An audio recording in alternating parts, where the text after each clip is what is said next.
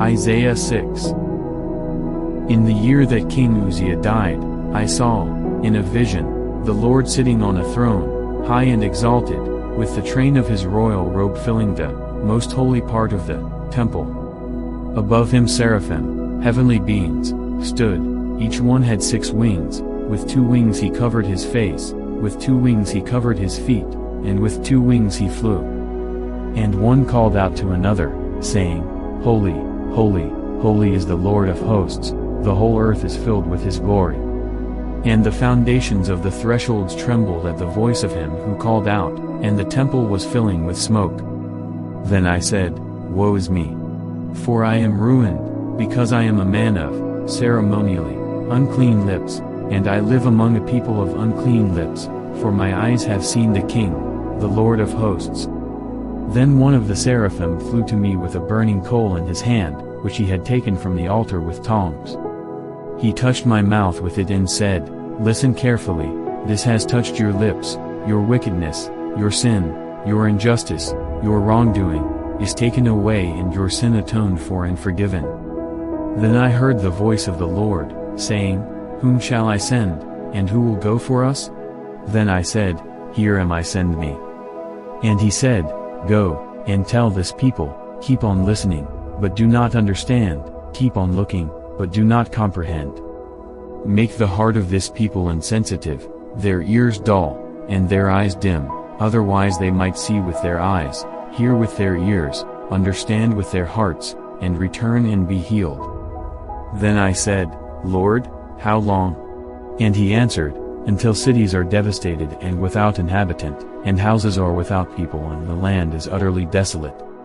The Lord has removed his people far away, and there are many deserted places in the midst of the land.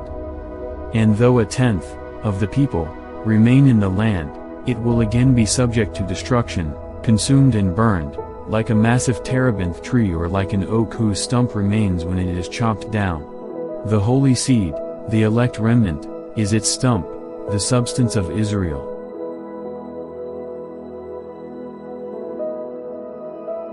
Isaiah 7. Now it came to pass in the days of Ahaz the son of Jotham, the son of Uzziah, king of Judah, that Rezin king of Aram, Syria, and Pekah the son of Remaliah, king of Israel, went up to Jerusalem to wage war against it, but they could not conquer it. When the house of David, Judah, was told, Aram is allied with Ephraim, Israel, the hearts of Ahaz and his people trembled as the trees of the forest tremble in the wind. Then the Lord said to Isaiah, Go out to meet Ahaz, king of Judah, you and your son Shear-Jashub, at the end of the aqueduct of the upper pool, on the highway to the fuller's field. And say to him, Take care and be calm, do not fear and be weak-hearted because of these 2 stumps of smoldering logs, on account of the fierce anger of King Rezin and Aram and of the son of Remaliah, Pekah, usurper of the throne of Israel. Because Aram, along with Ephraim, Israel, and the son of Remaliah, have planned evil against you, Judah, saying, Let us go up against Judah and terrorize it, and let us breach its wall and tear it apart, each of us taking a portion, and set up the son of Tabeel over it as its puppet king. For this is what the Lord God says, It shall not stand nor shall it happen. For the head, capital, of Aram is Damascus and the head of Damascus is King Rezin. Now within 65 years Ephraim will be broken to pieces and will no longer be a people. And the head, capital, of Ephraim is Samaria, and the head of Samaria is Remaliah's son, King Pekah. If you will not believe, and trust in God and his message, be assured that you will not be established. Then the Lord spoke again to King Ahaz, saying, Ask a sign for yourself from the Lord your God, one that will convince you that God has spoken and will keep his word. Make your request as deep as Sheol or as high as heaven. But Ahaz said, I will not ask, nor will I test the Lord. Then Isaiah said, Hear then, O house of David. Is it too small a thing for you to try the patience of men, but will you try the patience of my God as well? Therefore the Lord himself will give you a sign, listen carefully, the virgin will conceive and give birth to a son, and she will call his name Emmanuel, God with us. He will eat curds and honey when he knows enough to refuse evil and choose good. For before the child will know enough to refuse evil and choose good, the land, Canaan, whose 2 kings you dread will be deserted, both Ephraim and Aram. The Lord will bring on you, on your people, and on your father's house such days as have not come since the day that Ephraim, the 10 northern tribes, separated from Judah, he will call for, the king of Assyria. In that day the Lord will whistle for the fly that is in the mouth of the rivers and canals of Egypt and for the bee that is in the land of Assyria. These armies, like flies and bees, will all come and settle on the steep and rugged ravines and in the clefts of the rocks, and on all the thorn bushes and in all the watering places. In that day, when foreign armies swarm the land, the Lord will shave with a razor, hired from the regions beyond the Euphrates, that is, with the king of Assyria. That razor will shave the head and the hair of the legs, and it will also remove the beard, leaving Judah stripped, shamed and scorned. Now in that day, because of the poverty caused by the invaders, a man will keep alive only a young milk cow and 2 sheep. And because of the abundance of milk produced he will eat curds, for everyone that is left in the land will eat only curds and wild honey. And it will come to pass in that day, in every place where there used to be 1,000 vines, worth 1,000 silver shekels, there will be briars and thorns. People will come there, to hunt, with arrows and with bows because all the land will be briars and thorns. As for all the hills which used to be cultivated with the pick and the hoe, you will no longer go there for fear of briars and thorns, but they will become a place where oxen are pastured and where sheep tread.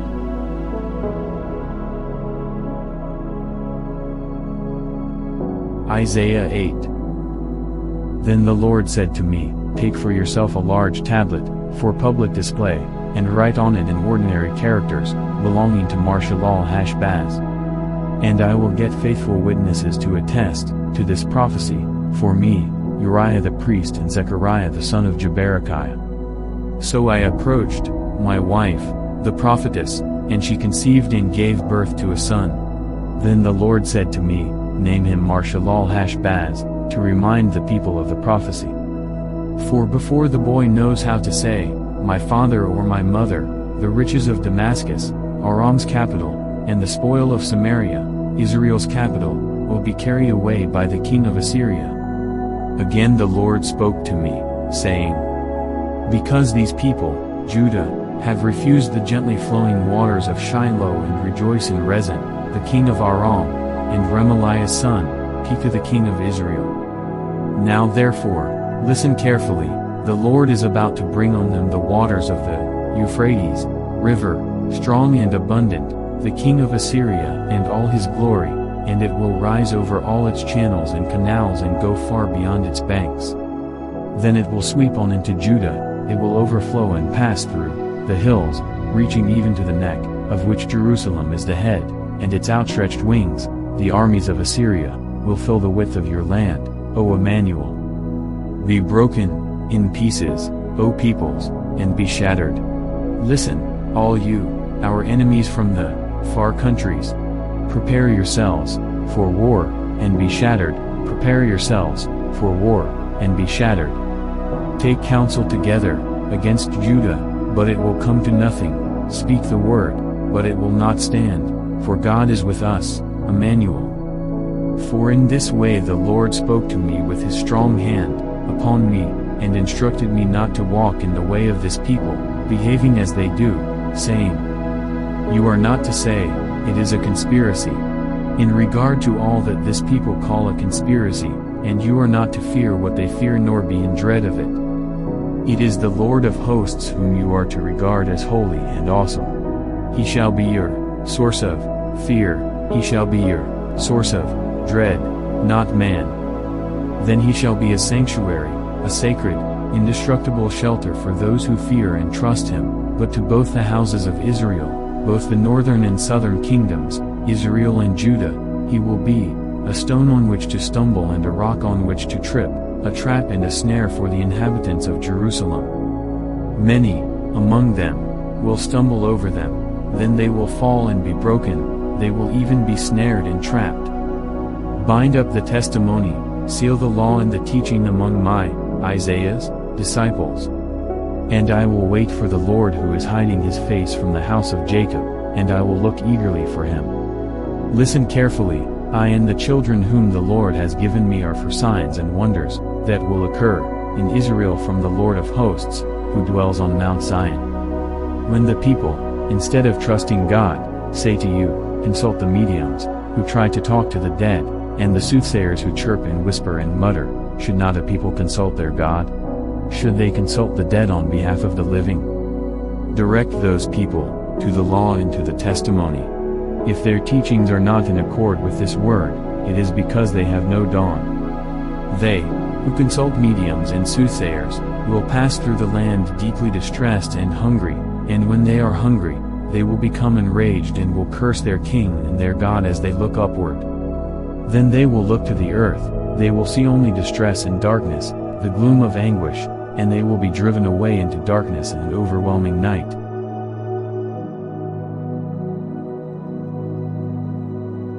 Isaiah 9. But there will be no more gloom for her who was in anguish, for with judgment comes the promise of salvation. In earlier times he treated the land of Zebulun and the land of Naphtali with contempt, but later on he will make them honored, by the presence of the Messiah, by the way of the sea, on the other side of Jordan, Galilee of the Gentiles. The people who walk in spiritual darkness will see a great light, those who live in the dark land, the light will shine on them. You, O God, will increase the nation, you will multiply their joy, they will rejoice before you like the joy and jubilation of the harvest, as men rejoice when they divide the spoil of victory. For you will break the yoke of Israel's burden and the staff, goad, on their shoulders, the rod of their oppressor, as at the battle of Midian. For every boot of the marching warrior in the battle tumult, and every soldier's garment rolled in blood, will be used for burning, fuel for the fire. For to us a child shall be born, to us a son shall be given, and the government shall be upon his shoulder, and his name shall be called Wonderful Counselor, Mighty God, Everlasting Father, Prince of Peace. There shall be no end to the increase of his government and of peace, he shall rule, on the throne of David and over his kingdom, to establish it and to uphold it with justice and righteousness from that time forward and forevermore. The zeal of the Lord of hosts will accomplish this. The Lord sends a message, against Jacob, and it falls on Israel, the 10 northern tribes, the kingdom of Ephraim. And all the people know it, that is, Ephraim and the inhabitants of Samaria, its capital, who say in pride and arrogance of heart, the bricks have fallen down, but we will rebuild, all the better, with ashlar, hewed stones, the sycamores have been cut down, but we will replace them with expensive cedars. Therefore the Lord raises against Ephraim adversaries from Rezin, king of Aram, and spurs their enemies on.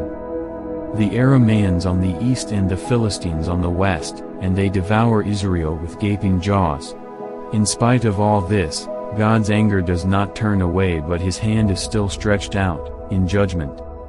Yet the people do not turn back, in repentance, to him who struck them, nor do they seek the Lord of hosts, as their most essential need.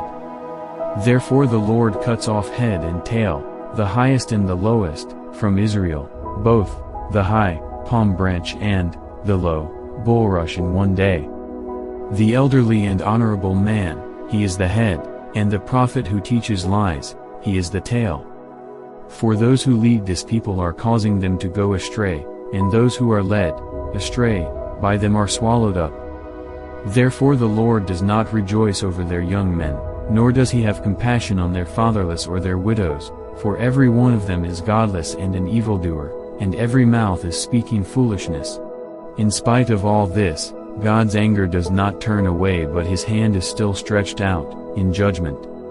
For wickedness burns like a fire, it consumes briars and thorns, it even sets the forest thickets ablaze, and it swirls upward in a column of smoke. By the wrath of the Lord of hosts the land is burned up, and the people are like fuel for the fire, no man spares his brother.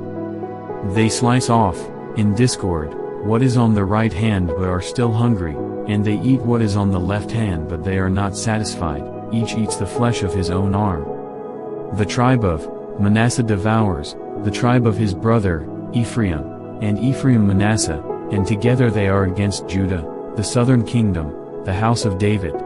In spite of all this, God's anger does not turn away but his hand is still stretched out, in judgment.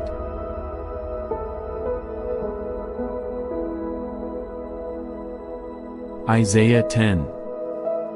Woe, judgment is coming, to those judges who issue evil statutes, and to those magistrates who constantly record unjust and oppressive decisions, so as to deprive the needy of justice and rob the poor of my people of rightful claims, so that widows may be their spoil and that they may plunder the fatherless.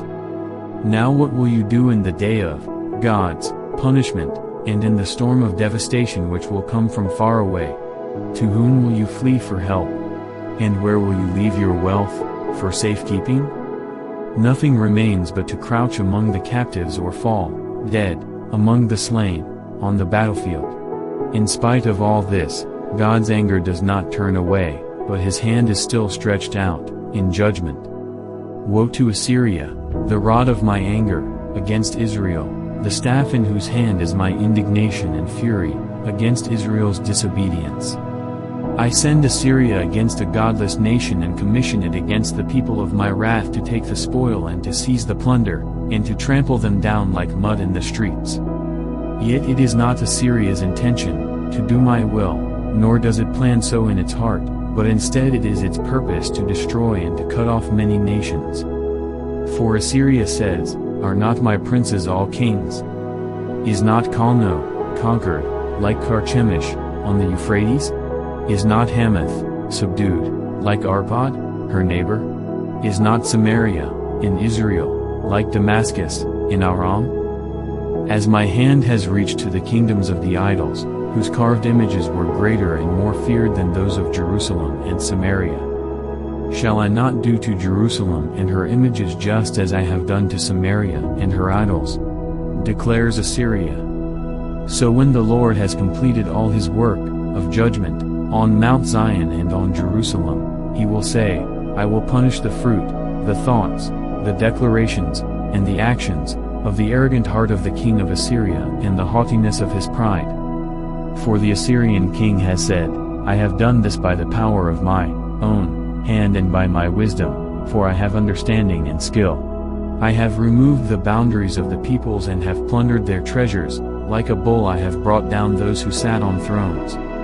My hand has found the wealth of the people like a nest, and as one gathers eggs that are abandoned, so I have gathered all the earth, and there was not one that flapped its wing, or that opened its beak and chirped.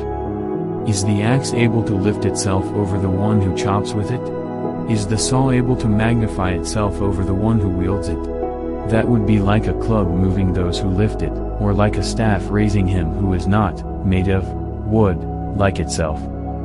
Therefore the Lord, the God of hosts, will send a wasting disease among the stout warriors of Assyria, and under his glory a fire will be kindled like a burning flame. And the light of Israel will become a fire and his Holy One a flame, and it will burn and devour Assyria's thorns and briars in a single day.